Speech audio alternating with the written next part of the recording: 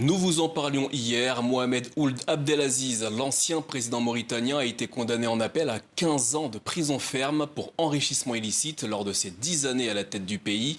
Un jugement lourd et peu commun sur le continent africain. Le point avec Marie Poupinel, Anne-Fleur Lespio et Véronique Pérez. Le palais de justice sous haute surveillance. Le verdict du procès de l'ex-président est tombé. 15 ans de prison ferme. Malgré la sentence, les partisans d'Aziz sont là, en soutien. Combatif, l'ancien chef d'État avait toujours contesté ces poursuites, criant à la machination.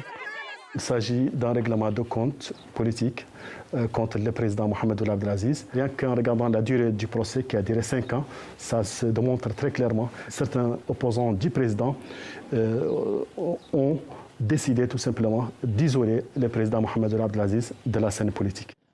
Aziz accuse Ghazouani, son dauphin, d'être l'instigateur de cette descente aux enfers. Partenaire en coup d'État, ancien chef d'état-major, ministre de la Défense, ce sont pourtant 40 années d'amitié qui lient Ghazouani à Aziz. En 2019, le général accède au pouvoir. C'est le début de la rupture. Rapidement, une enquête parlementaire s'ouvre contre l'ex-président. Aziz se pose alors en victime et dénonce un règlement de compte personnel.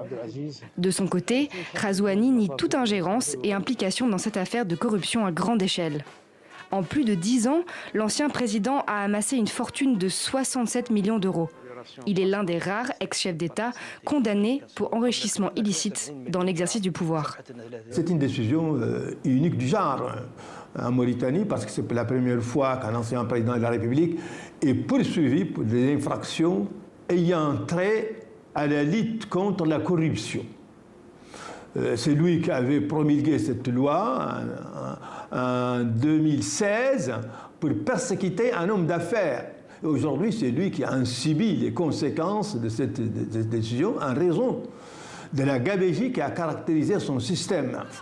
Alors qu'Aziz encourt une peine plus lourde en appel, en première instance, 2 anciens premiers ministres et 2 anciens ministres ont été blanchis.